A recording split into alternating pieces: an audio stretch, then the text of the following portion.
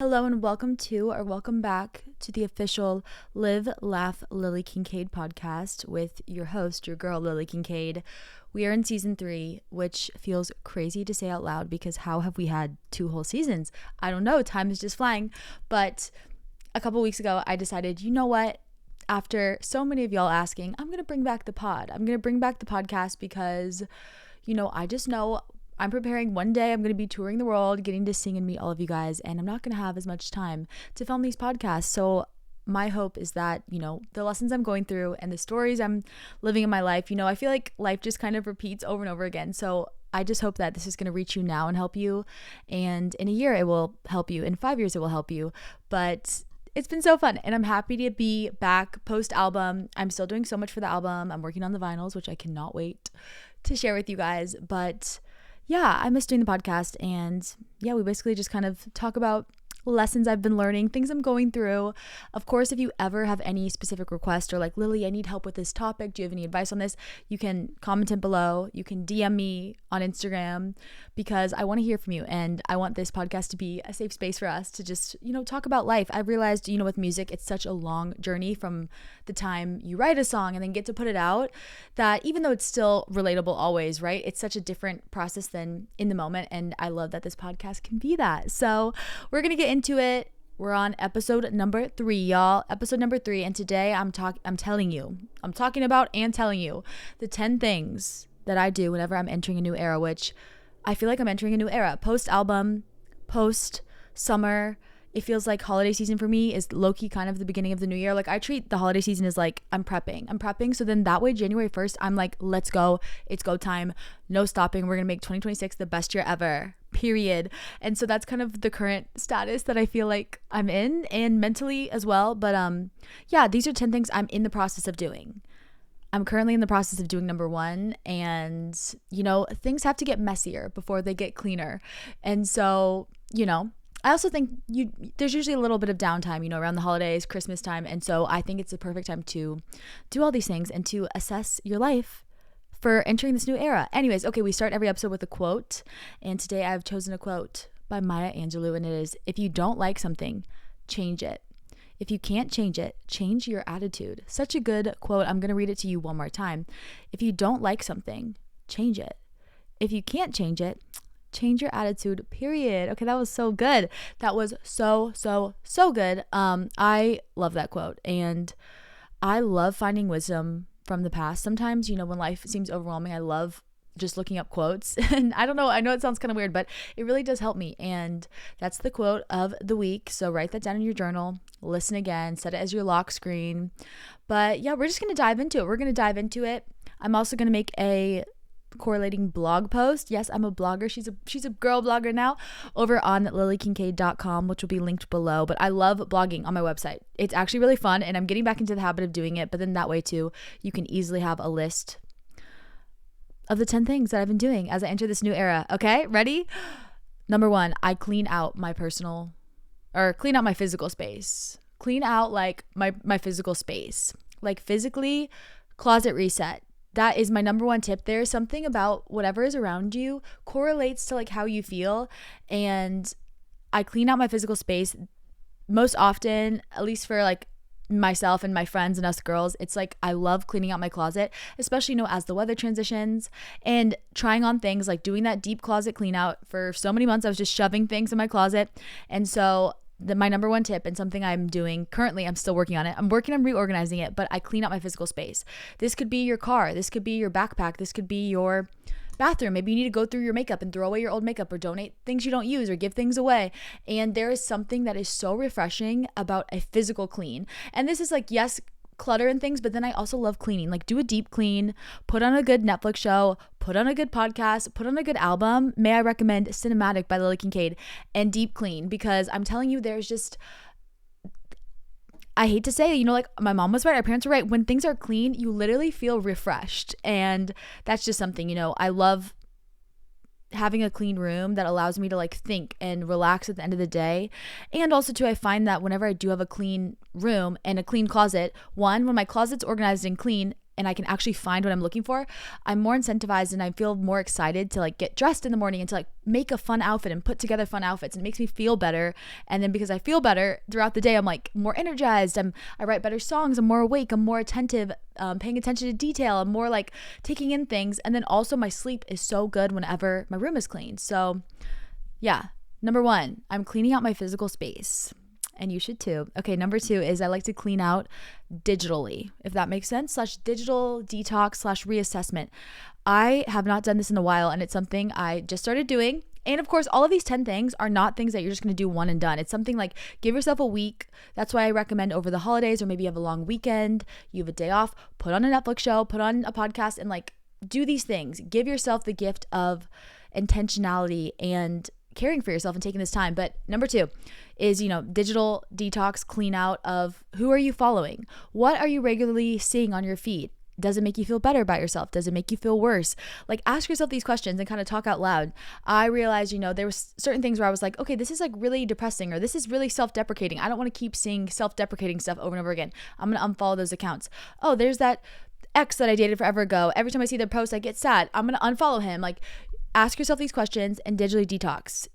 You don't have to follow people that you haven't seen in years. I feel like that's a whole thing of like people that you've never talked to, or people that you used to be friends with years ago and you tried to make plans with them, or they never reach out to you. Then the second you unfollow them on Instagram, they're like, why did you unfollow me? And it's like, okay, if it takes unfollowing somebody for them to like reach out to you, even though you've made the effort to try to maintain a friendship or, be invested in their life, that's a them problem, not a you problem. And it just shows that you are on the right track, Okay, but yeah, every single app I want you to go through, look at who you're following, and like your challenge is like unfollow like 10 people. It depends on how many you're following, but like I would say unfollow 50 people.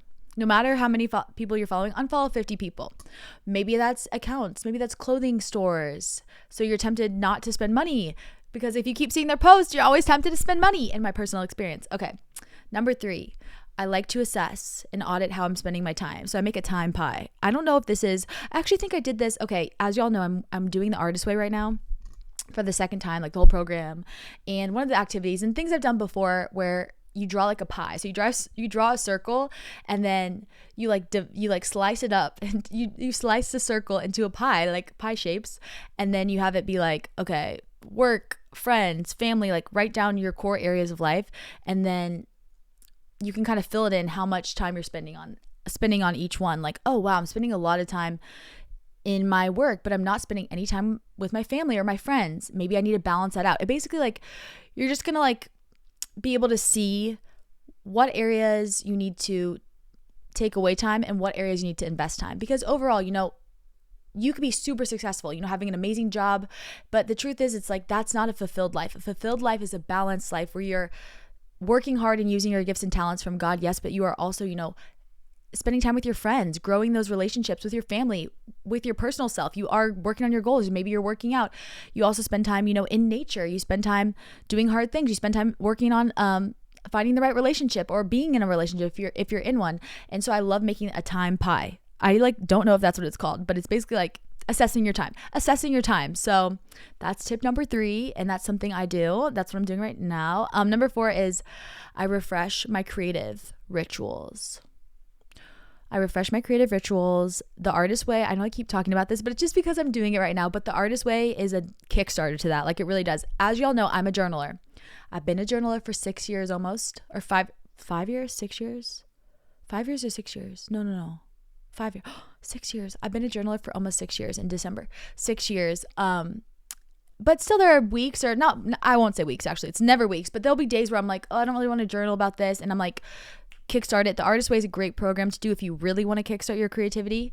But if you don't want to commit to that yet, try journaling every single day and like make a point. Like I literally have a little space in my room and have a cute little candle I got from Trader Joe's. I have it all set up. I have like this sounds so crazy, but I have a favorite pen.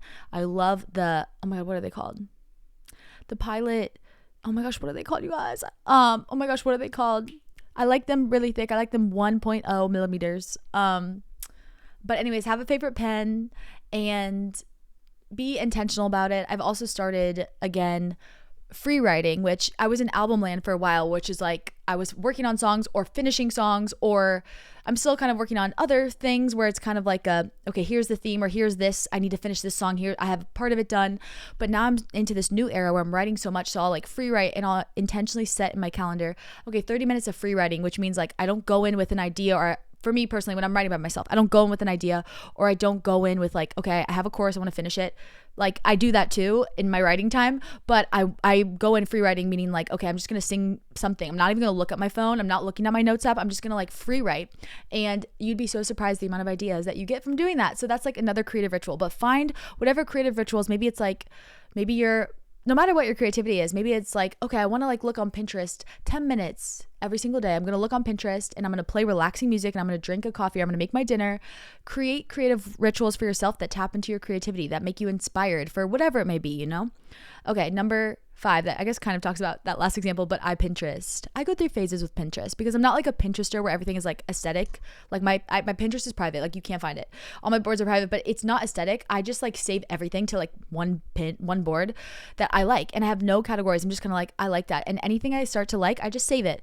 And something I've started doing now is like going through it. So after every week, something I've been trying to do is like save whatever throughout the week and then like pick one day, and I've been going through it, and you'd be so surprised like the little patterns that pop up. If I see like something that could be like a makeup look multiple times, I'm like, ooh, my soul is gravitating towards that makeup look, I'm gonna incorporate that into my makeup next week. Or maybe I want to make a note to try doing that makeup look on me, or I want to do a photo shoot like that because I've saved 100 of that type of vibe. Or maybe it's a certain fashion piece, and next time I go to the thrift store, I'm gonna intentionally look for that because I've saved it so many times that my soul is gravitating towards it.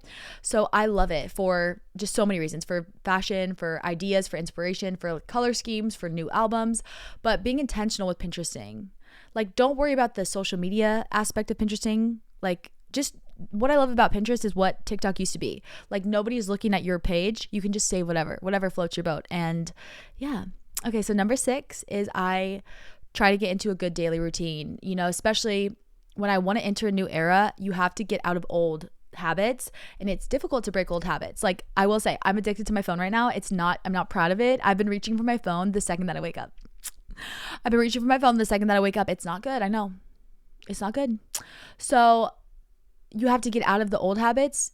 You have to get into the new habits to break the old habits. And whatever that is for you, for me right now, I want to almost like, I'm in that, my mind is used to consuming something right away. And so I've switched it now from like to a book instead of my phone. So I have my Kindle, or I have my Bible, and I'll put my phone in the bathroom. I'll charge my phone on the other side of the bedroom, so I like have to get up to get to it. And I'll put my Kindle next to my bed because I know I'm going to want to like read a little something. So I'll pick up my Kindle, pick up my Bible, and read for 5 to 10 minutes, and then start my day. And it feels like I've already consumed and gotten that dopamine.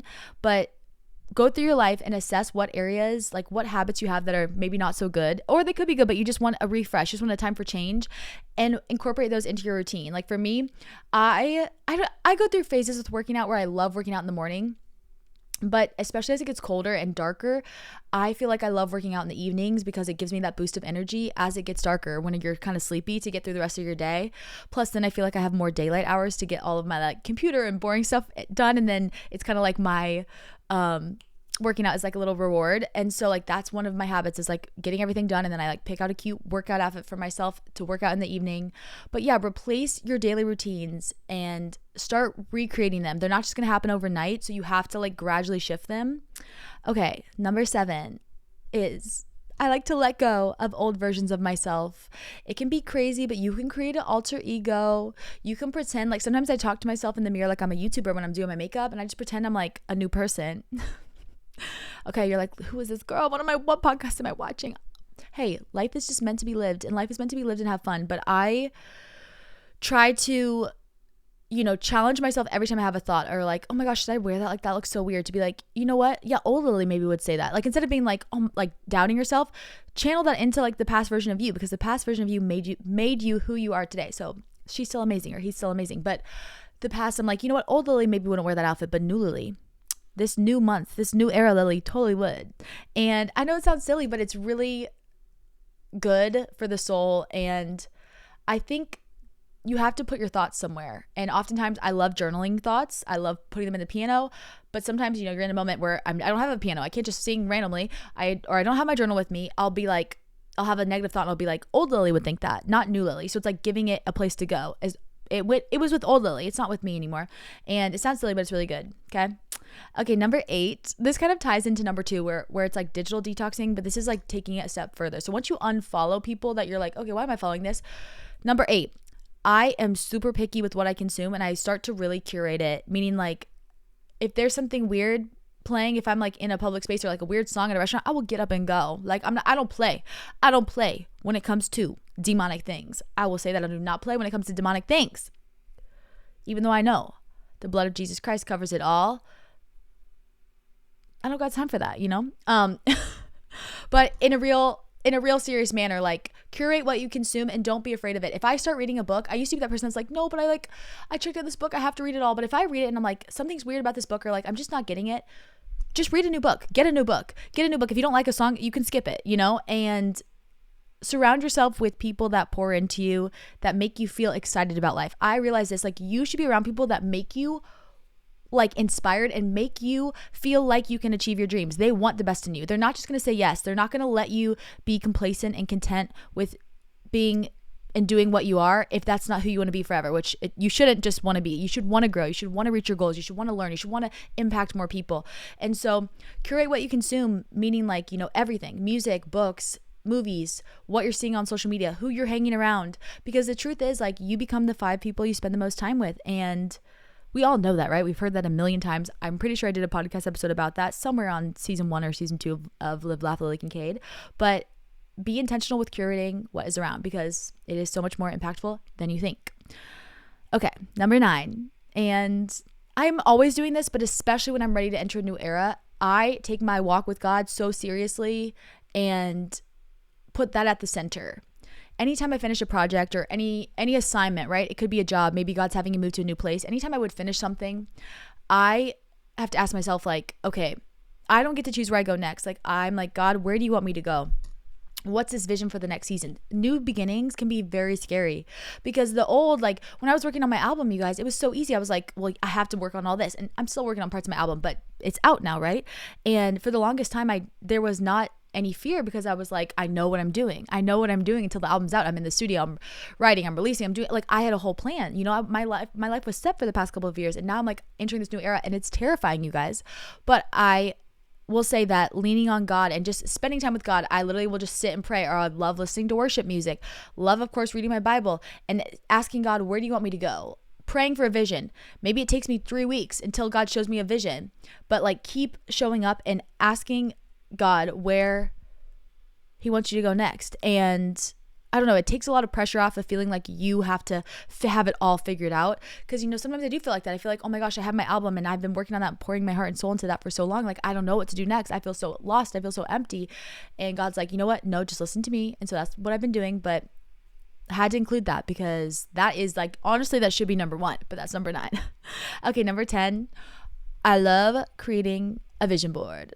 This is kind of into Pinterest, but this is different, because I like making vision boards. Like, people are like, I want to make mine digital. I'm like, no, you can make your vision board digital. Do you know how? You scan your vision board, or you can take a picture of it, and then you can use it as a background. That is what I call a digital vision board. There's something physically, like, healing and exciting and just thrilling about getting a pair of scissors and cutting up pictures, cutting up magazines, and like making a vision board. You can make it on a piece of paper or a poster board. You can hang it on your wall. I like to do them in my journals, or I love to do them in like a little cute mini frame. Then I'll like put it like next to my bed or put it in my bathroom. But make a physical vision board. I just printed off photos, and I'm doing this right now. I'm going to do this this week. I'm really excited over the holidays, but make a vision board for this next season. I love making vision boards at the beginning of the year, because it's like for the whole year, but I want you to focus on this next 2 to 3 months. I like to look at life in like 2 to 3 month segments, and look at what your vision board is for, December, January, February. That's it. You don't need to be stressed. You don't need to do the whole year. Go in, like, what is your vibe? I love doing this too, because I also include like, what's my, like, not aesthetic, but like, ooh, I really want to wear some looks like this. I really want to incorporate pattern tights. I really want to do this. If you print off pictures and you kind of have a mini vision board of what it is like, you will do it. And yeah, so I'm excited. So those are my 10 tips. I'm going to make a correlating, connecting blog post, just having them all on a list. So definitely go to my website. It'll be linked below, lilykincade.com. And yeah, thank you guys for watching this episode. I cannot wait for more. It's been so fun, and I'm just so happy that you're here. And yeah, if you haven't listened to my album, Cinematic by Lily Kincade, you definitely should. It's linked below. I'll put it on the screen over on YouTube. But I just love you guys so much. If you're watching on Spotify, don't forget to follow and give this podcast 5 stars, because we have 5-star reviews right now. That was 5 kisses for 5 stars. But also don't forget to subscribe. Last but not least, we end every Live, Laugh, Lily Kincade podcast episode with the affirmation from my 2nd grade teacher, Mrs. Concher. The best ever. It just makes me feel so inspired. I feel alive. I feel energized, ready. Today is a wonderful day. I am confident because I am a problem solver. I always have options because I choose to be optimistic. Today I will learn something new, laugh, and make a difference in someone else's life. I love you all so much, and I will see you in next week's episode.